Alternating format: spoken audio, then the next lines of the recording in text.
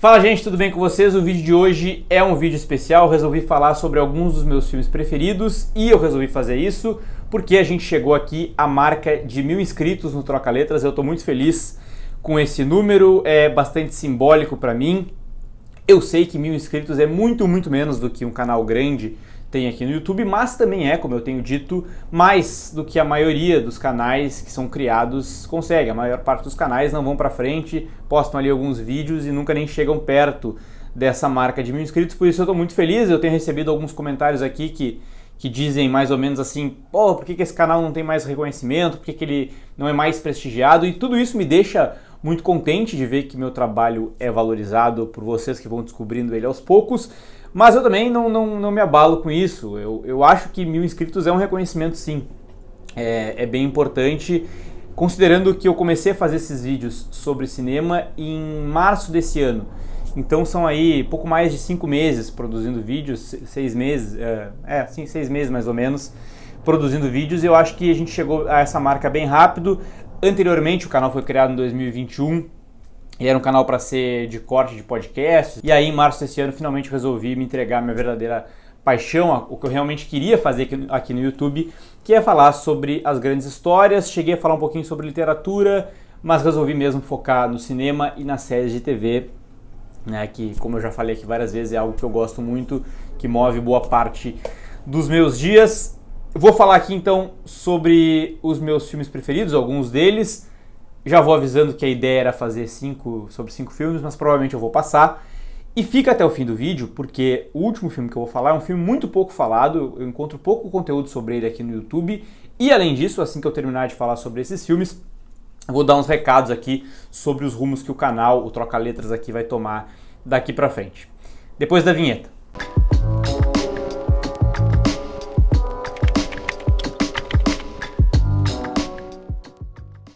Eu preciso começar a lista aqui falando sobre um filme que foi muito importante na minha infância, que é responsável por grande parte da minha paixão por filmes, e é certamente um dos filmes que eu mais vi na vida, que é Esqueceram de Mim, de 1990, o filme dirigido pelo Chris Columbus, né, com Macaulay Culkin, que acho que todo mundo já deve ter assistido.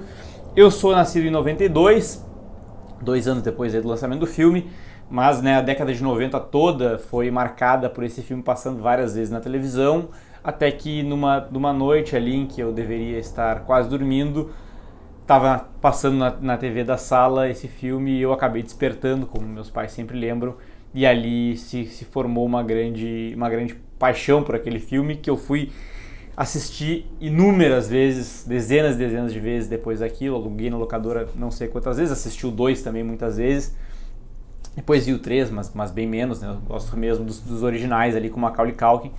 E é um filme assim que ele é perfeito assim para a infância, eu acho, né? E é aqueles filmes que servem para toda a família também.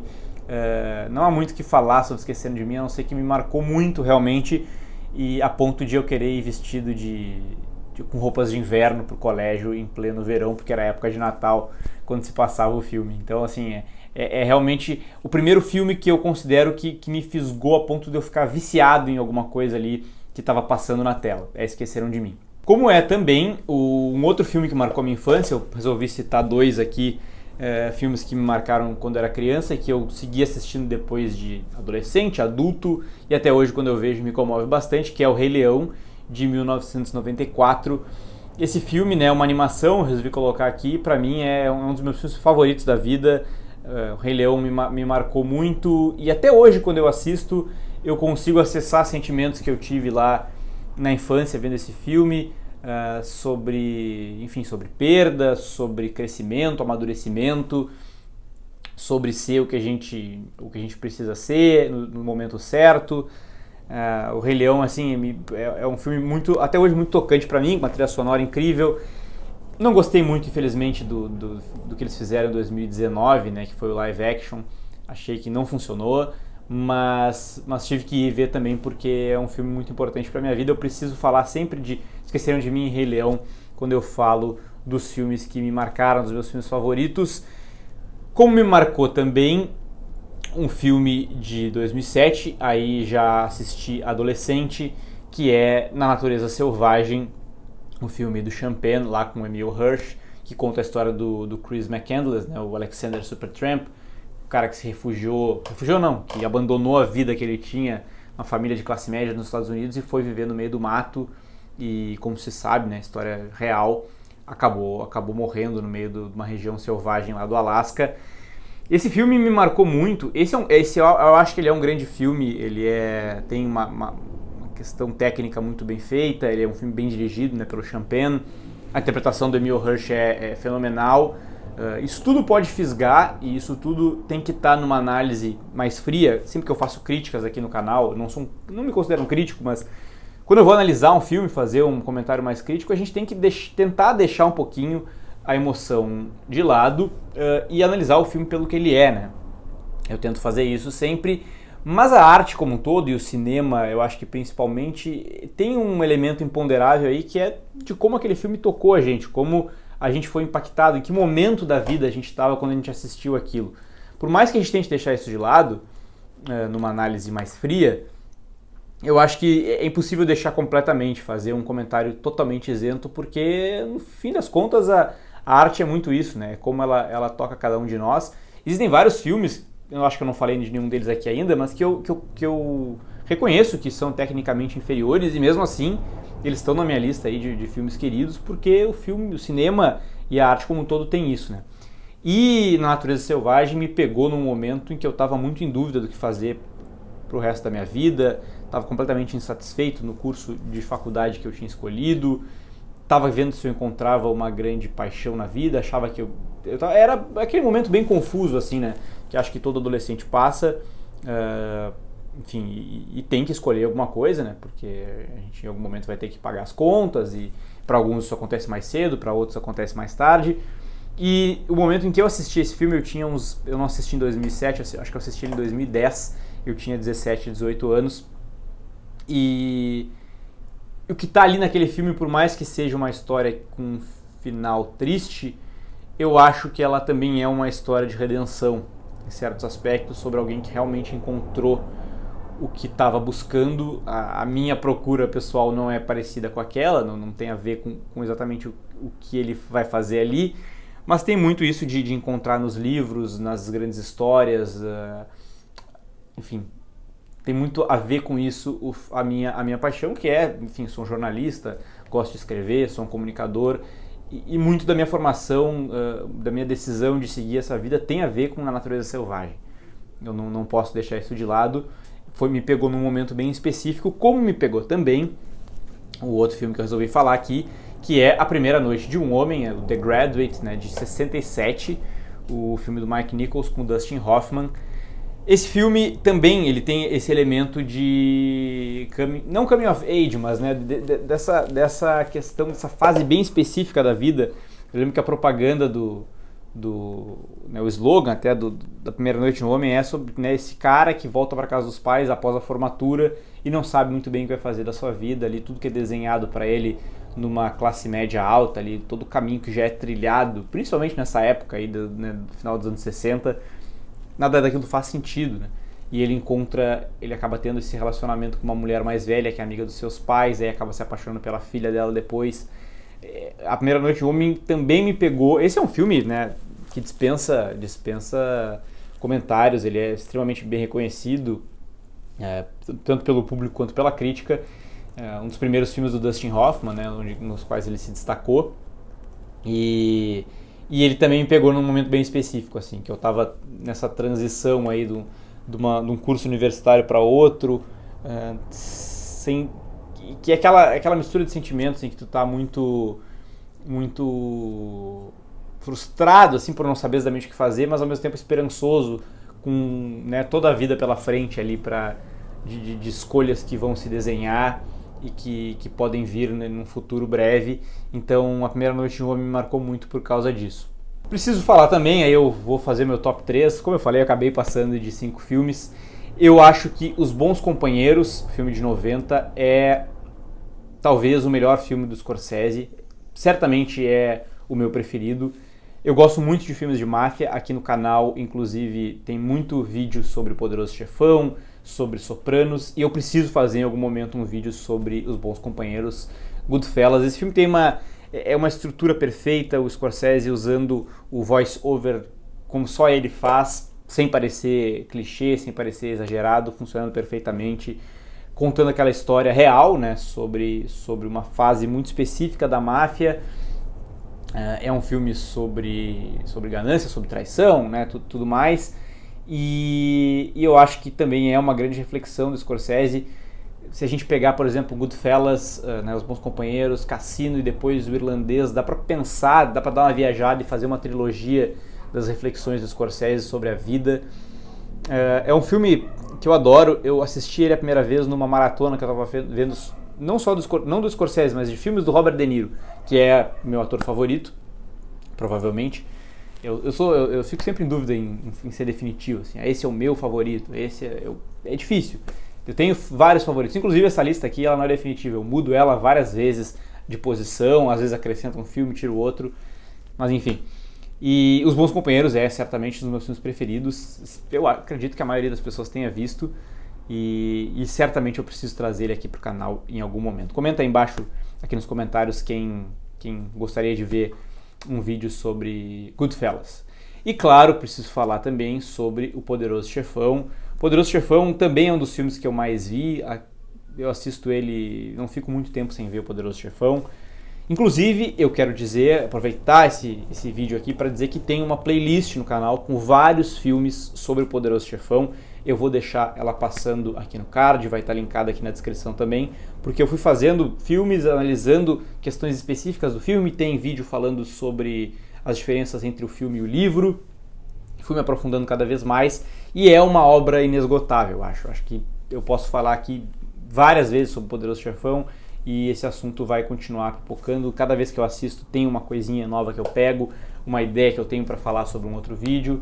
E, enfim, eu não vou me aprofundar aqui na história, porque todo mundo conhece, tem vários vídeos aqui falando sobre, mas quero dizer também que preciso e vou fazer vídeos sobre a parte 2 e a parte 3 de O Poderoso Chefão, porque por mais vídeos que eu tenho aqui, quase todos eles são falando só sobre o primeiro filme, então preciso me aprofundar, né, fazer novos vídeos sobre o segundo e o terceiro filme da trilogia. Me cobrem que eu não vou me esquecer. E aí eu coloco como top 1, eu sempre vou trocando O Poderoso Chefão e esse filme entre primeiro e segundo, mas nesse momento que eu tô gravando aqui, eu considero que o primeiro filme, meu favorito aí no momento, Era Uma Vez na América, Once Upon a Time in America, filme de 1984 do Sergio Leone, diretor italiano.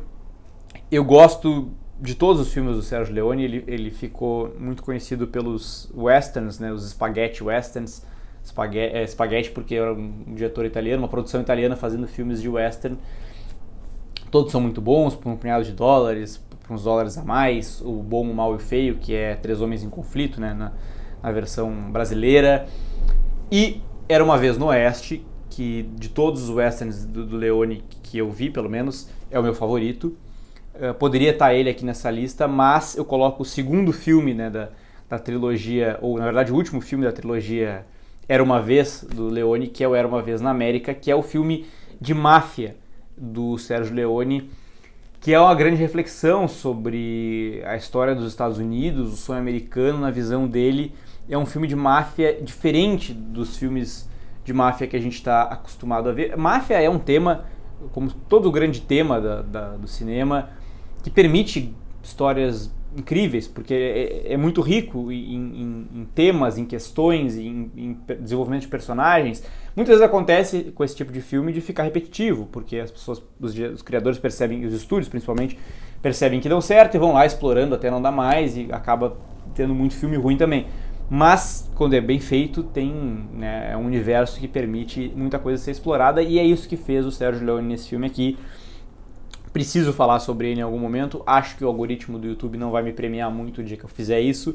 Inclusive, não tem muitos vídeos aqui sobre Era Uma Vez na América, é uma pena. Eu já pesquisei várias vezes, encontrei alguns recentemente, mas são poucos que tem disponíveis. Porque é um filme que, no seu lançamento, infelizmente, ele não deu certo também.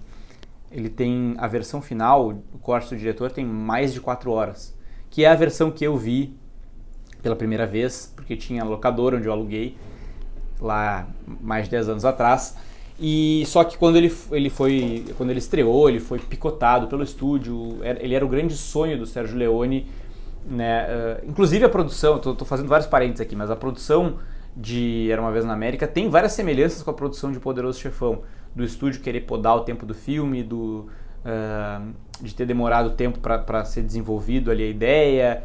Na verdade, Era Uma Vez na América demorou muito mais, mas tem outras questões em comum. O Leone foi cogitado para ser diretor de Poderoso Chefão, mas não pôde porque estava envolvido no Era Uma Vez na América. Ele ficou muitos anos envolvido na produção desse filme, e diferentemente de Poderoso Chefão, que foi um sucesso assim que lançou, Era Uma Vez na América foi bem frustrante para ele. Era o grande sonho dele e ele acabou, se não me engano, não vendo a versão final chegando às pessoas. Isso foi acontecer depois. E como eu disse, é um filme de mais de 4 horas, mas que eu acho que ele premia quem investe esse tempo, que é tão difícil de ser investido hoje em dia. Eu mesmo às vezes dou uma tremida para ver filmes longos. Eu sei o mundo em que a gente vive, mas quem puder parar um dia por um pouco mais de 4 horas para assistir a versão final de Era Uma Vez na América, eu acho que é uma garantia de muita reflexão sobre o cinema. É um épico do cinema. O Leone, a forma como ele dirigia era muito épica, e esse filme, assim como é o Era Uma Vez no Oeste, principalmente, ele é também uma grande reflexão sobre o tempo. Ele se passa em 3 períodos diferentes da vida de uma geração de garotos ali que ascendeu ao crime organizado, né? Eles todos eram descendentes de judeu. Isso também é uma diferença no filme de máfia dele, porque não é a máfia italiana, é a máfia formada por homens judaicos em Nova York. Então, é isso, é uma grande reflexão sobre o tempo também, né? Passando por 3 períodos bem específicos da história dos Estados Unidos. Essa foi a minha lista de filmes aí, eu espero que vocês tenham gostado. Antes de terminar, não fechem o vídeo ainda, eu quero perguntar também se, de repente, quando a gente chegar à marca de 2.000, 5.000 inscritos, eu tenho fé que isso vai acontecer, eu posso fazer um vídeo sobre as minhas séries preferidas. Acho que é um tema bem legal, comentem o que vocês acham. E agora só dando uma geral aqui sobre o que vai acontecer, um balanço do que tivemos no canal até então e o que deve acontecer daqui pra frente. Esse canal, como eu falei, do jeito que ele eu criei em março de 2022. Né? Eu comecei a produzir vídeos, o primeiro deles foi a mudança de Michael Corleone em Poderoso Chefão, um vídeo que eu ainda acho que é bem válido, bem legal, para quem quiser assistir. E aí eu me caracterizei, eu tentei focar minhas energias em fazer 2 tipos de conteúdo.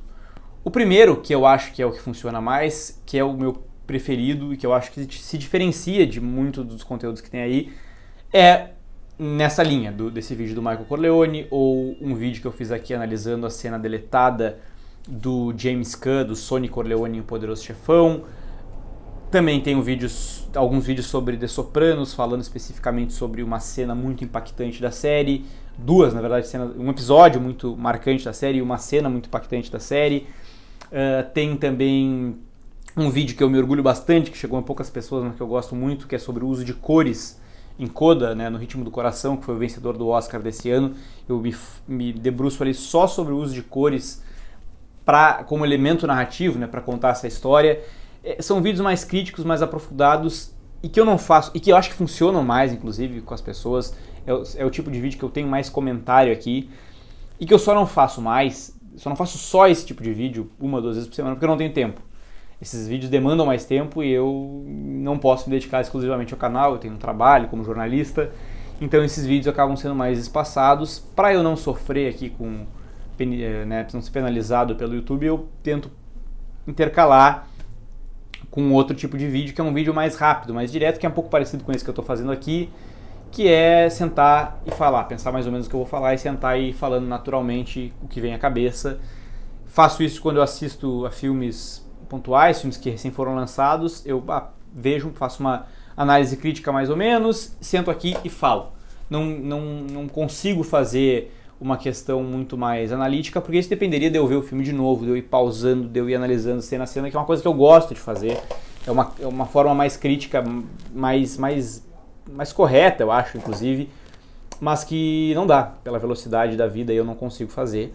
e eu não conseguiria competir com ninguém aqui no YouTube se eu fizesse isso para todos os vídeos, então eu preciso assistir, esperar o tempo de terminar de ver, dar uma pensada, sentar e falar, até porque esses filmes que são lançamento eu preciso aproveitar ali o frescor deles para falar aqui. Eles não funcionam tanto, alguns até têm alguma interação aqui, mas eu preciso ir intercalando e equilibrando. Assim como eu faço esse, às vezes eu tenho feito menos, mas eu também faço bate-papo, chamo um convidado para falar sobre determinado tema, de determinado filme, determinada série, e também é um tipo de vídeo que demanda menos tempo. Então, na verdade, se a gente for pensar, são 3 formatos, né? Esses vídeos mais críticos, um vídeo de críticas mais pontuais, que eu sento e falo, e também as conversas, que essas aí sim são bem espaçadas. Faz tempo que eu não faço uma dessas, inclusive a última foi sobre nostalgia, o uso da nostalgia, como a nostalgia funciona em Stranger Things. Eu falei com o meu amigo jornalista Max Sidney, que é um pesquisador desse tema. Ele pesquisa nostalgia na cultura. Então é um papo bem interessante, eu vou deixar passando aqui no card, quem ainda não viu, acho que realmente vale a pena. Ele é diferenciado dos outros vídeos que tem aí sobre Stranger Things no YouTube, pelo que eu pude averiguar. O que vai acontecer daqui pra frente? Eu pretendo seguir fazendo isso, que eu venho fazendo, focando mais nesses vídeos mais críticos. Eu tenho, por exemplo, aqui na cabeça, que eu tô gravando aí, deve sair nas próximas semanas, um vídeo sobre o melhor episódio de The Sopranos, o episódio mais amado de The Sopranos. Quem estiver aí vendo e imaginar qual é, pode falar. Um vídeo sobre o Michael Corleone no Poderoso Chefão Parte 2, em como ele se deu conta de tudo, da traição do irmão, a evolução dele do primeiro para o segundo filme. E também estou pensando aí em alguns outros vídeos sobre The Sopranos. Tem uma novidade que eu quero fazer, de repente, analisando episódio a episódio. A gente pode fazer uma série semanal aqui, se assim for da vontade do público. Vamos ver como vai ser. Como eu tenho um público pequeno, reduzido, né, que assiste aqui aos vídeos, é difícil tirar o termômetro assim, da interação do público. O que eu sei é que vídeos sobre o Poderoso Chefão e The Sopranos funcionam muito pra mim aqui. Então eu preciso, até por serem 2 obras que eu gosto muito, né, no cinema e na televisão, e também como forma de retribuir ao público que acessa aqui, eu preciso seguir investindo também em conteúdos sobre isso. Outras coisas vão mudar aqui também, esse fundo, por exemplo, que quem se acostumou a ver aí com Bob Dylan aqui atrás e tal, vai mudar porque eu estou me mudando de apartamento, então eu vou ter vai ser um estúdio melhor para gravar, um lugar voltado para isso, um refúgio assim, e que eu acho que vai ficar bem legal, mas esse fundo vai terminar infelizmente. Devo gravar mais alguns vídeos utilizando ele. E por enquanto é isso. Eu tenho outras ideias, por ser jornalista eu quero falar sobre filmes de jornalismo, de repente pegar alguns filmes e séries. Tem aí Tokyo Vice também, que é uma série total sobre jornalismo, e analisar do ponto de vista jornalístico como isso foi retratado na série. Mas tudo vai depender assim, de tempo e de como isso vai funcionar para o público. Quem tiver chegado até aqui, eu agradeço muito, e comentem aqui embaixo, por favor, isso faz muita diferença. O que vocês querem ver daqui pra frente no Troca Letras. Não se esqueçam, obviamente, de se inscrever no canal, de me seguir nas redes sociais e de, por favor, deixar um like aqui nesse vídeo. Até o próximo vídeo. Tchau!